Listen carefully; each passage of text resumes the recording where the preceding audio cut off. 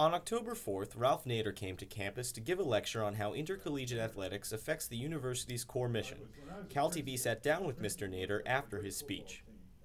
Starting locally, you touched on this in your lecture, but the past few years in this university, we had our academic leadership crying a time of budget crisis, while our athletic department is releasing press releases about their $300 million they've privately raised for the stadium. Is this an extreme case of how athletics and academics are at cross purposes, or is this what we should expect given the system that we have? Well, first, they haven't raised the $300 million. That's what they want to raise. But it is interesting that you have massive budget cuts for the academic university and still more money coming in for the athletic department. I don't know anything in the charter for the University of California, which came out in the 19th century, that in effect said there should be that kind of enclave that just swarms its own influence and power over the rest of the university, is almost untouchable, is not studied, is not challenged, and is very commercial. And to even think of it as amateurism in Division I intercollegiate sports is absurd. You spoke during the lecture about the lack of transparency and how we don't have a power structure to affect change. So how would you change the incentives so that education becomes as important to, even within the athletic department, to winning? Is there a way to tie those two together? Well, first you do specific studies and reports, extracurricular. That's been done at Harvard and elsewhere over the years, to document the problem so you know what you're talking about. And then you ask, what do we do about it? Well, you can march, you can demonstrate, you can write for the campus media, you can meet with the Board of Regents if they let you. You can meet with the president or the chancellor. And if that doesn't start changing anything, then what you do is you go outside. You try to get the national media, USA Today or San Francisco Chronicle. If all that fails, what you got to do is have buckets all over campus and raise enough money for 3 or 4 tough young lawyers who take it to the next stage in a different arena that they can't ignore. So over the summer, I'm sure you saw there was a meeting. The NCAA president brought in a lot of the college leaders talking about reform in the NCAA. And the new president, Mark Emmert, is on record repeatedly saying that we have a flawed system, that the rules as they are written need to be rewritten. So what would you say, were you Mark Emmert or his advisor, what changes would you recommend for him? Well, if you know the history of NCAA, when they have a particular scandal and the heat's on, that's exactly what they say. That's how they cool off the critics. Yes, we understand. They just put out a statement saying the university should not put academic money anymore in intercollegiate, big-time sports, the cross-subsidization and all that. But, we've gone through this for 30, 40 years. That's their technique. Doesn't mean they haven't changed. Maybe the heat's getting too much now. But listen to those kind of comments with a grain of salt. Given the current state that we have, who is to blame and what are the biggest roadblocks to reform?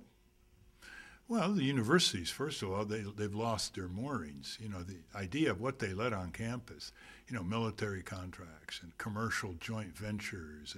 Pretty soon, the very idea of what's researched, what graduate students work on, what the purpose of the university is completely inverted or perverted, so it becomes an arm of these power structures like Livermore arm or the BP arm, the commercialization of sports, all the interactions in terms of subsidiary contracts with coaches, et cetera, uniforms. Pretty soon, what are you doing here? I mean, look at all the time it takes up of students. They're all, it inundates the small talk. You want to see the quality of a university.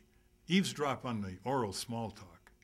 And if it's trivial or it's into, low-grade stuff like sports instead of the big questions that you're all going to face when you get out of there, or the quality of education you're getting, or your participation in some modest way in the governance of your own university to prepare you for citizen action.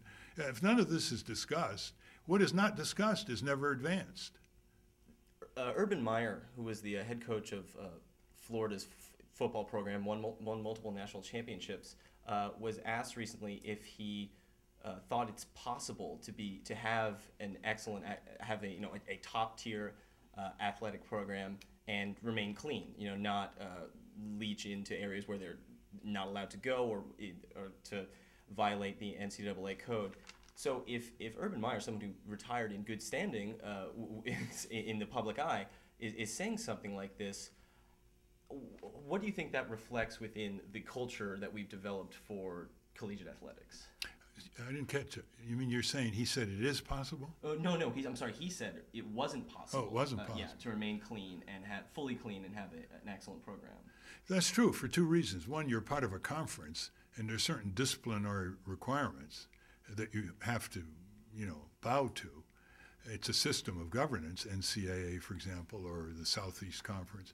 But the other thing is even more important, is that if you try to go clean and all of these temptations, all these transfers of material goods, etc., are not operating, you'll have trouble recruiting. You'll have trouble recruiting. The quote better athletes will move into the areas where they're more easily tempted by unscrupulous recruiters, and so over a period of time, you won't win as many games.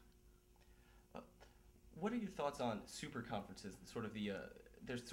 They've become sort of corporate raiders coming into these schools and they're trying to take away and bring their athletic programs under their head.